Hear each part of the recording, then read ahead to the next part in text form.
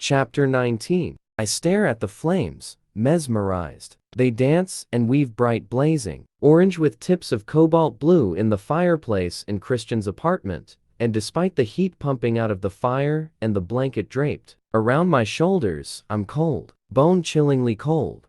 I'm aware of hushed voices, many hushed voices, but there in the background, a distant buzz. I don't hear the words. All I can hear, all I can focus on, is the soft hiss of the gas from the fire. My thoughts turn to the house we saw yesterday and the huge fireplaces, real fireplaces for burning wood. I'd like to make love with Christian in front of a real fire. I'd like to make love with Christian in front of this fire. Yes, that would be fun. No doubt, he'd think of some way to make it memorable, like all the times we've made love. I snort, wryly to myself, even the times when we were just fucking. Yes, those were pretty memorable too. Where is he? The flames shimmy and flicker, holding me captive, keeping me numb. I focus solely on their flaring, scorching beauty. They are bewitching. Anastasia, you've bewitched me. He said that the first time he slept with me in my bed. Oh no. I wrap my arms around myself, and the world falls away from me and reality bleeds into my consciousness. The creeping emptiness inside expands some more. Charlie Tango is missing. Anna. Here, Mrs. Jones gently coaxes me, her voice bringing me back into the room, into the now, into the anguish. She gives me a cup of tea. I take the cup and saucer gratefully, the rattle betraying my shaking hands. Thank you, I whisper, my voice hoarse from unshed tears and the large lump in my throat. Mia sits across from me on the larger-than-large U-shaped couch, holding hands with Grace. They gaze at me, pain and anxiety etched on their lovely faces. Grace looks older, a mother worried for her son. I blink dispassionately at them. I can't offer a reassuring smile, a tear even. There's nothing, just blankness, and the growing emptiness. I gaze at Elliot, Joe's, and Ethan, who stand around the breakfast bar, all serious faces, talking quietly, discussing something in soft, subdued voices. Behind them, Mrs. Jones busies herself in the kitchen. Kate is in the TV room, monitoring the local news. I hear the faint squawk from the big plasma TV. I can't bear to see the news item again. Christian Grey missing his beautiful face on TV. Idly it occurs to me that I've never seen so many people in this room, yet they are still dwarfed by its sheer size. Little islands of lost, anxious people in my 50s home. What would he think about their being here? Somewhere, Taylor and Carrick are talking to the authorities who are drip-feeding us information, but it's all meaningless. The fact is, he's missing. He's been missing for 8 hours. No sign, no word from him. The search has been called off, this much I do know. It's just too dark, and we don't know where he is. He could be hurt, hungry, or worse. No, I offer another silent prayer to God. Please let Christian be okay. Please, let Christian be okay. I repeat it over and over in my head, my mantra, my lifeline, something concrete to cling to in my desperation. I refuse to think the worst. No, don't go there. There is hope. You're my lifeline. Christian's words come back to haunt me. Yes, there is always hope. I must not despair. His words echo through my mind. I'm now a firm advocate of instant gratification. Carpe diem, Anna. Why didn't I seize the day? I'm doing this because I finally met someone I want to spend the rest of my life with. I close my eyes in silent prayer, rocking gently. Please let the rest of his life not be this short. Please, please. We haven't had enough time. We need more time. We've done so much in the last few weeks, come so far. It can't end. All our tender moments, the lipstick when he made love to me for the first time at the Olympic Hotel, on his knees in front of me, offering himself to me, finally touching him. I am just the same, Anna. I love you and I need you. Touch me, please.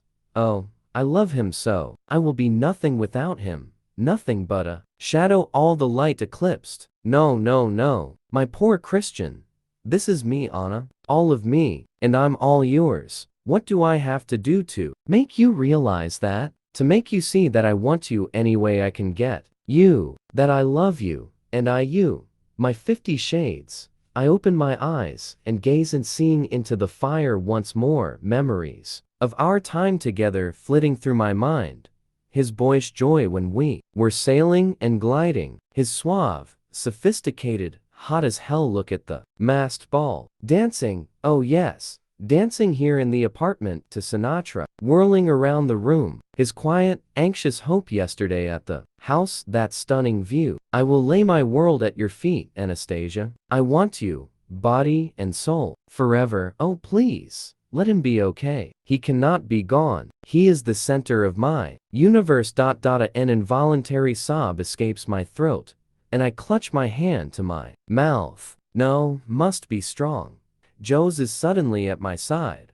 Or has he been there a while? I have no idea. Do you want to call your mom or dad? He asks gently. No. I shake my head and clutch Josie's hand. I cannot speak. I know I will dissolve if I do, but the warmth and gentle squeeze of his hand offers me no solace. Oh, Mom. My lip trembles at the thought of my mother. Should I call her? No, deal with her reaction. Maybe Ray. He wouldn't get emotional. He never gets emotional.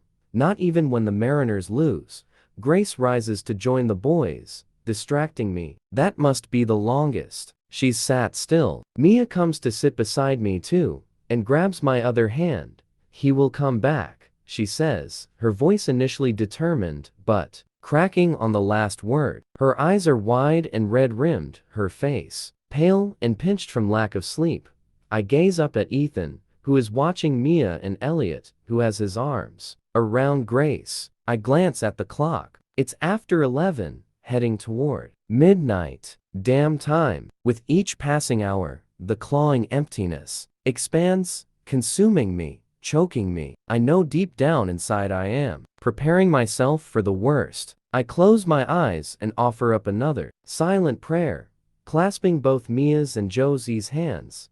Opening my eyes again, I stare into the flames once more. I can see his shy smile, my favorite of all his expressions.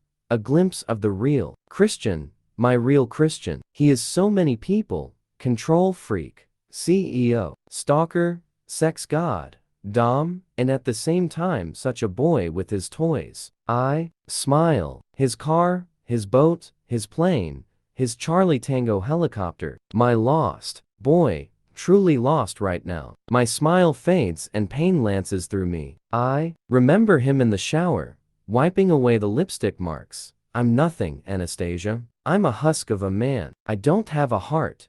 The lump in my throat expands. Oh, Christian, you do.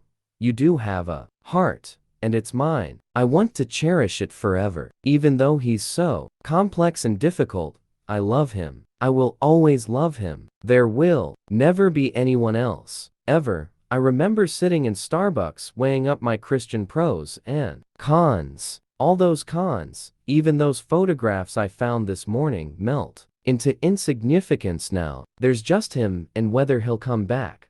Oh please, Lord, bring him back. Please let him be okay. I'll go to church. I'll do anything. Oh, if I get him back, I shall seize the day. His voice echoes around in my head once more.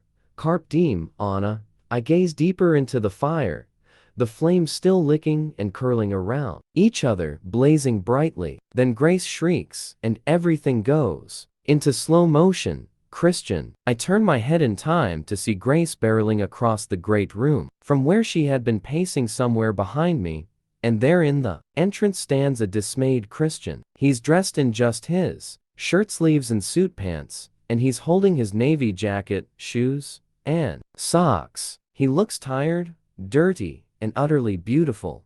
Holy fuck. Christian. He's alive. I gaze numbly at him, trying to work out if I'm hallucinating, or if he's really here. His expression is one of utter bewilderment. He deposits his jacket and shoes on the floor in time to catch Grace, who throws her arms around his neck and kisses him hard on the cheek. Mom. Christian gazes down at her, completely at a loss. I thought I'd never see you again, Grace whispers, voicing our collective fear. Mom, I'm here. I hear the consternation in his voice. I died 1,000 deaths to it, she whispers, her voice barely audible, echoing my thoughts. She gasps and sobs, no longer able to hold back her tears. Christian frowns, horrified or mortified, I don't know, which then, after a beat, envelops her in a huge hug, holding her close. Oh, Christian, she chokes, wrapping her arms around him, weeping into his neck, all self-restraint forgotten, and Christian doesn't balk. He just holds her, rocking to and fro, comforting her. Scalding tears pool in my eyes. Carrick hollers from the hallway. He's alive. Shit, you're here. He appears from Taylor's office, clutching his cell phone, and embraces both of them, his eyes closed in sweet relief. Dad? Mia squeals something unintelligible from beside me. Then she's up and runs to join her parents, hugging all of them too. Finally, the tears start to cascade down my cheeks. He's here. He's fine. But I cannot move. Carrick is the first to pull away, wiping his eyes and clapping Christian on the shoulder. Mia releases them then, and Grace steps back. Sorry, she mumbles. Hey, Mom, it's okay, Christian says, consternation still evident on his face. Where were you? What happened? Grace cries and puts her head in her hands. Mom, Christian mutters. He draws her into his arms again and kisses the top of her head. I'm here, I'm good. It's just taken me a hell of a long time to get back from Portland. What's with the welcoming committee? He looks up and scans the room until his eyes lock with mine. He blinks and glances briefly at Joe's, who lets go of my hand. Christian's mouth tightens. I drink in the sight of him and relief courses through me, leaving me spent, exhausted, and completely elated. Yet my tears don't stop. Christian turns his attention back to his mother. Mom, I'm good. What's wrong? Christian says reassuringly. She places her hands on either side of his face. Christian, you've been missing. Your flight plan, you never made it to Seattle. Why didn't you contact us? Christian's eyebrows shoot up in surprise. I didn't think it would take this long. Why didn't you call? No power in my cell.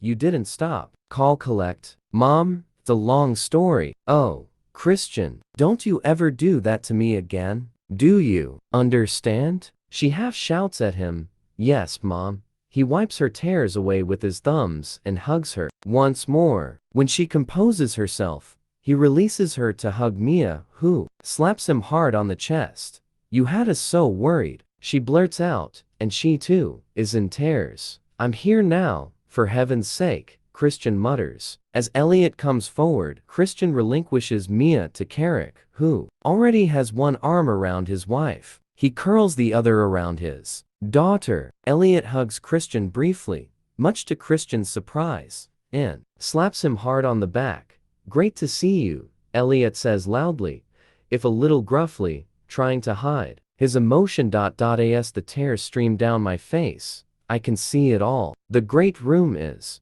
bathed in it, unconditional love. He has it in spades. He's just never accepted it before, and even now, he's at a total loss. Look, Christian, all these people love you. Perhaps now, you'll start believing it. Kate is standing behind me. She must have left the TV room, and she gently strokes my hair. He's really here, Anna, she murmurs comfortingly. I'm going to say hi to my girl now, Christian tells his parents. Both of them nod, smile, and step aside. He moves toward me, gray eyes bright, though weary and still bemused. From somewhere deep inside, I find the strength to stagger to my feet and bolt into his open arms. Christian, I sob. Hush, he says and holds me, burying his face in my hair, and inhaling deeply. I raise my tear-stained face to his, and he kisses me far too briefly. Hi, he murmurs. Hi, I whisper back, the lump in the back of my throat burning. Miss me? A bit, he grins. I can tell, and with a gentle touch of his hand, he wipes away the tears that refuse to stop running down my cheeks. I thought, I choke. I can see. Hush, I'm here, he murmurs and kisses me, chastely again. Are you okay? I ask, releasing him and touching his chest, his arms, his waist. Oh, The feel of this warm, vital, sensual man beneath my fingers reassures me that he's here, standing in front of me. He's back. He doesn't so much as flinch. He just regards me intently. I'm okay. I'm not going anywhere, thank God. I clasp him around his waist again, and he hugs me. Once more. Are you hungry? Do you need something to drink? Yes. I step back to get him something, but he doesn't let me go. He tucks me under his arm and extends a hand to Joe's. Mr. Gray, says Joe's evenly. Christian snorts. Christian, please, he says. Christian, welcome back. Glad you're okay. And, thanks for letting me stay. No problem. Christian narrows his eyes, but he's distracted by Mrs. Jones, who is suddenly at his side. It only occurs to me now that she's not her usual smart self. I hadn't noticed it before. Her hair is loose, and she's in soft gray leggings and a large gray sweatshirt with WU Cougars emblazoned on the front that dwarfs her. She looks years younger. Can I get you something, Mr. Gray? She wipes her eyes with a tissue. Christian smiles fondly at her. A beer, please, Gail Budvar, and a bite to eat. I'll get it, I murmur, wanting to do something for my man. No, don't go, he says softly, tightening his arm around me. The rest of his family closes in, and Ethan and Kate join us. He shakes Ethan's hand and gives Kate a quick peck on the cheek. Mrs. Jones returns with a bottle of beer and a glass. He takes the bottle but shakes his head at the glass. She smiles and returns to the kitchen. Surprised you don't want something stronger, mutters Elliot. So, what the fuck happened to you? First I knew was when Dad called me to say the chopper was missing. Elliot, Gray scolds. Helicopter? Christian growls, correcting Elliot, who grins, and I suspect this is a family joke. Let's sit, and I'll tell you. Christian pulls me over to the couch, and everyone sits down. All eyes on Christian. He takes a long drink of his beer. He spies Taylor hovering at the entrance and nods. Taylor nods back. Your daughter? She's fine now. False alarm, sir. Good. Christian smiles. Daughter? What happened to Taylor's daughter? Glad you're back, sir. Will that be all? We have a helicopter to pick up. Taylor nods. Now? Or will the morning do? Morning, I think, Taylor. Very good, Mr. Gray. Anything else, sir? Christian shakes his head and raises his bottle to him. Taylor gives him a rare smile, rarer than Christian's, I think, and heads out, presumably to his office or up to his room. Christian? What happened? Carrick demands. Christian launches into his story. He was flying in Charlie Tango with Ross, his number 2. To deal with the funding issue at WU in Vancouver. I can barely keep up. I'm so dazed. I just hold Christian's hand and stare at his manicured fingernails, his long fingers, the creases on his knuckles, his wristwatch an Omega with 3 small dials. I gaze up at his beautiful profile as he continues his tale. Ross had never seen Mount St. Helens, so on the way back as a celebration, we took a quick detour. I heard the temporary flight restriction was lifted a while back, and I wanted to take a look. Well, it's fortunate that we did. We were flying low, about 200 feet above ground level, when the instrument panel lit up. We had a fire in the tail. I had no choice but to cut all the electronics and land. He shakes his head. I set her down by Silver Lake, got Ross out, and managed to put the fire out. A fire? Both engines? Carrick is horrified. Yep.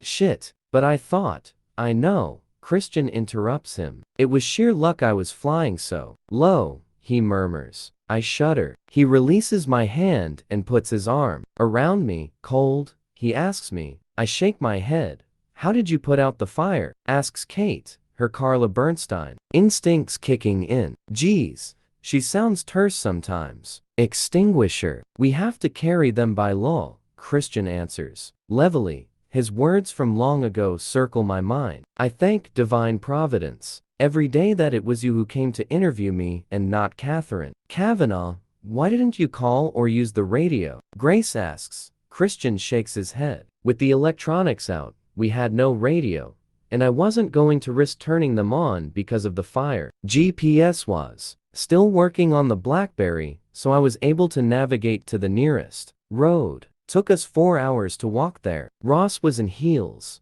Christian's mouth presses into a disapproving flat line. We had no cell reception. There's no coverage at Gifford. Ross's battery died first. Mine dried up on the way.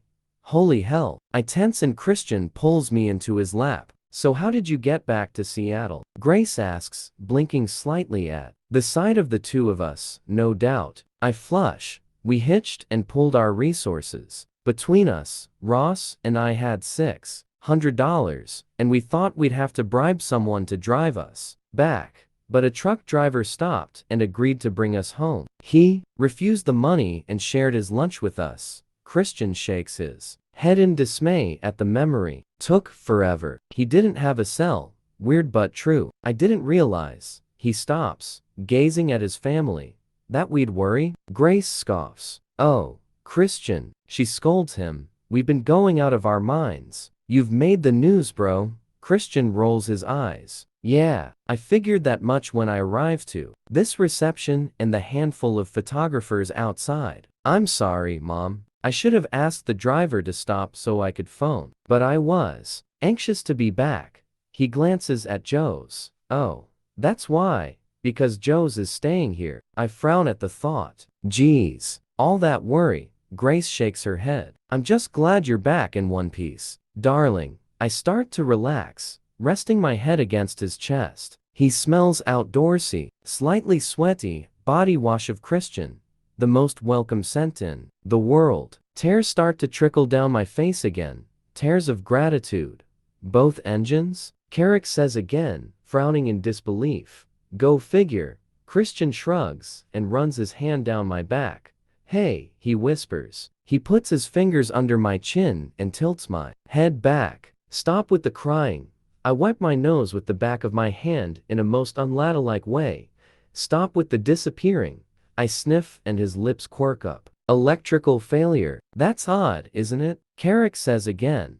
Yes. Crossed my mind too, Dad. But right now, just like to go to bed and think about all that shit tomorrow. So the media know that the Christian Grey has been found safe and, well, Kate says, yes, Andrea and my PR people will deal with the media. Ross called her after we dropped her home. Yes. Andrea called me to let me know you were still alive. Carrick grins. I must give that woman a raise. Sure as late, says Christian. I think that's a hint, ladies and gentlemen, that my dear bro needs his beauty sleep. Elliot scoffs suggestively. Christian grimaces at him. Carrie, my son is safe. You can take me home now, Carrie. Grace looks adoringly at her husband. Yes, I think we could use the sleep, Carrick replies, smiling down at her. Stay, Christian offers. No, sweetheart, I want to get home. Now that I know you're safe. Christian reluctantly eases me onto the couch and stands. Grace hugs him once more, presses her head against his chest, and closes her eyes. Content. He wraps his arms around her.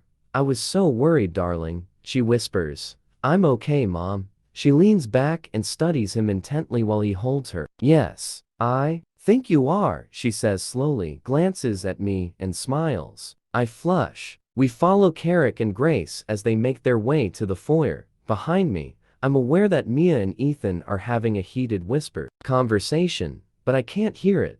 Mia is smiling shyly at Ethan, and he's gaping at her and shaking his head. Suddenly, she crosses her arms and turns on her heel. He rubs his forehead with one hand, obviously frustrated. Mom, Dad, wait for me, Mia calls sullenly. Perhaps she's as mercurial as her brother. Kate hugs me hard. I can tell some serious shit's been going down. While I've been blissfully ignorant in Barbados, it's kind of obvious you two are nuts about each other. I'm glad he's safe. Not just for him, Anna. For you, too. Thank you, Kate.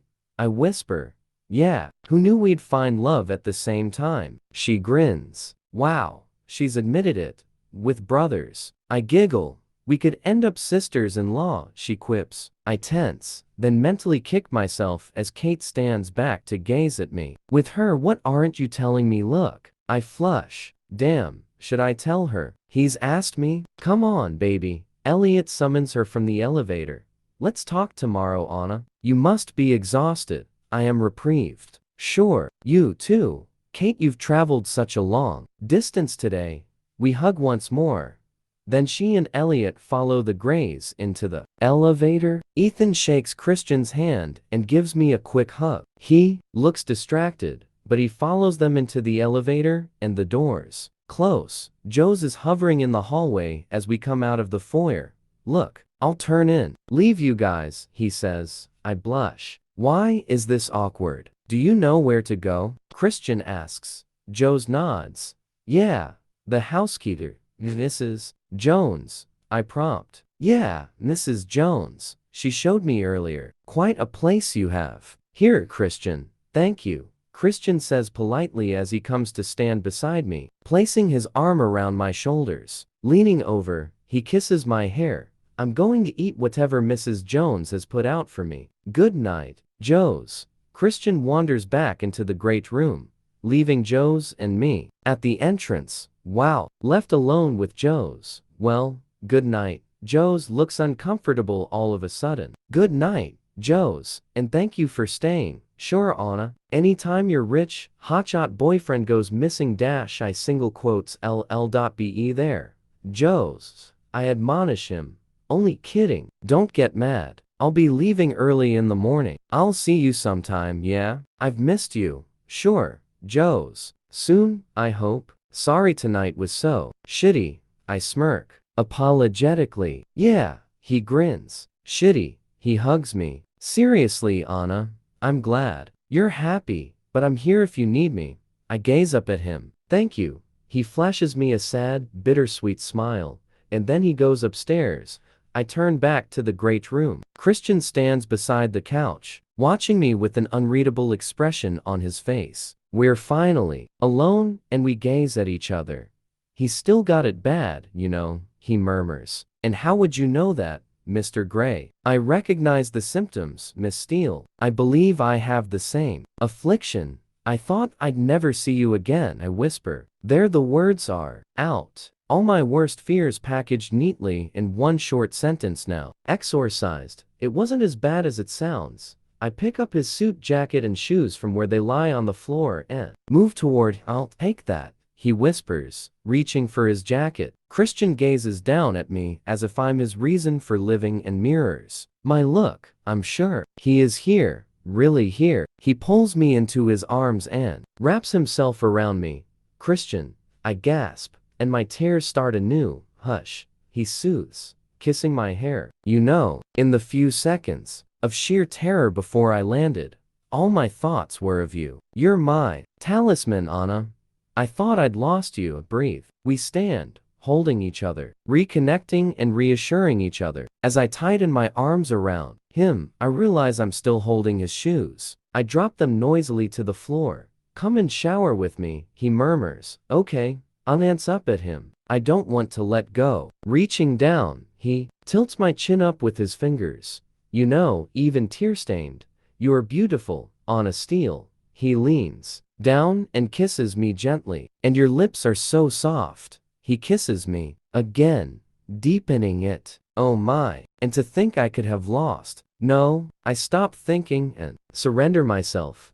I need to put my jacket down, he murmurs. Drop it. I murmur against his lips. I can't.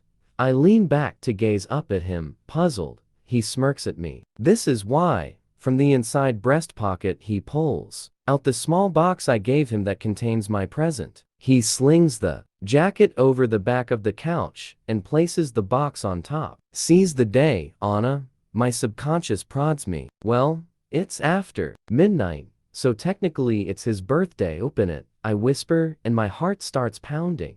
I was hoping you'd say that, he murmurs. This has been driving me crazy. Grin impishly at him. I feel giddy. He gives me his shy smile, and I melt despite my thumping heart, delighting in his amused yet intrigued expression. With deft fingers, He unwraps and opens the box. His brow creases as he fishes out a small, rectangular, plastic keychain featuring a picture made up of tiny pixels that flash on and off like an LED screen. It depicts the Seattle skyline with the word Seattle written boldly across the landscape. He stares at it for a minute and then gazes at me, bemused, a frown marring his lovely brow. "Turn it over," I whisper, holding my breath. He does, and his eyes shoot to mine, wide and gray, alive with wonder and joy. His lips part in disbelief.